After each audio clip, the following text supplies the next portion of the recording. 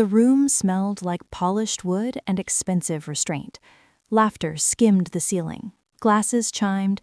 My wife sat 2 seats away from me, not beside me, never beside me at her company events. One of the partners leaned in and asked me a question I wasn't supposed to understand. A private joke, a test. I answered him in his own language, fluently, casually. The table stilled. A half-second of silence, thin as glass. I watched the color drain from her face. Not surprise, recognition. Her fingers tightened around her wine stem, knuckles whitening, breath catching just enough for me to see it. She didn't look at me. She looked past me, like I was a memory she'd buried too shallow. I smiled, polite, empty. Inside, something cold had already begun to unfold. Because in 7 years of marriage, she had never once taken me to one of her company parties. And suddenly, I knew why. I had always accepted her explanations. Corporate politics, optics. Spouses complicate things. I told myself that trust was a discipline, something you practiced even when it felt inconvenient. But that night rewound itself in my head on repeat.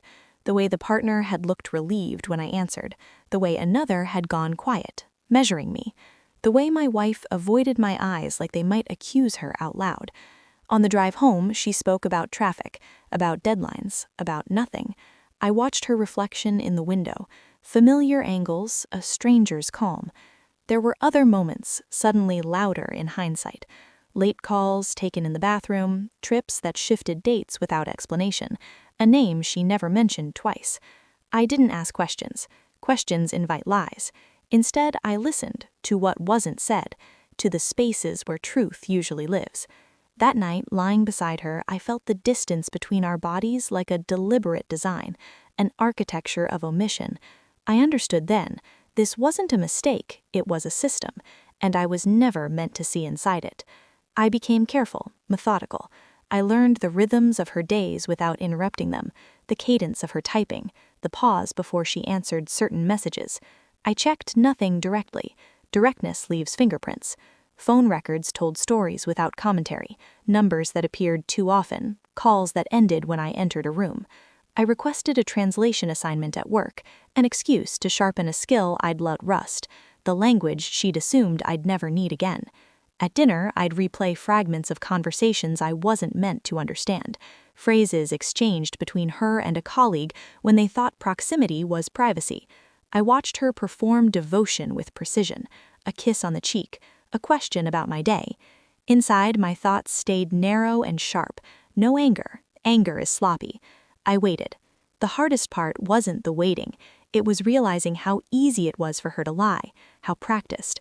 By the time I requested copies of internal emails, anonymously through a contact who owed me, I already knew what I'd find. Knowing didn't make it easier, it made it quieter.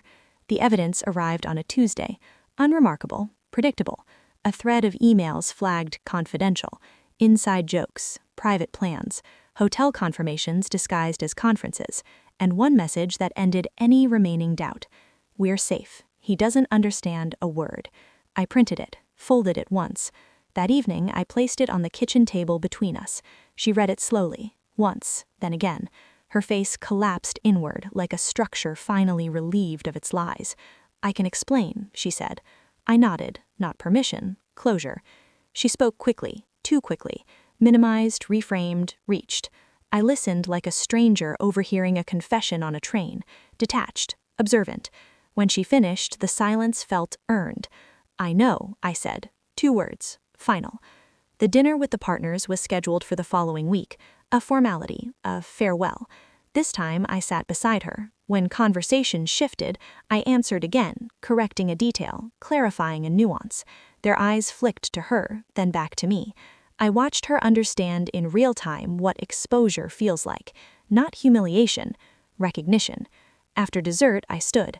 I think it's time you all knew, I said evenly, that I've been fluent for years. A pause. No gasps, just recalibration.